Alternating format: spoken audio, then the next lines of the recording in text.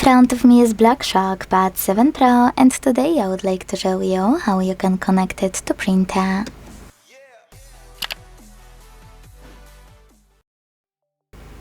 First of all, go into Settings. Then choose Connected Devices over here and select Connection Preferences.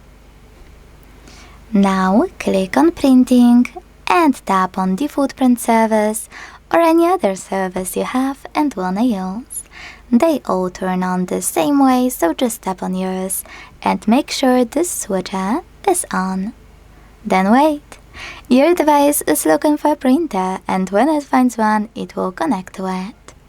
Now, if you are having some issues, you can tap on those 3 dots at the top right corner. Select Add Printer. Choose this switcher next to Wi-Fi Direct Printing.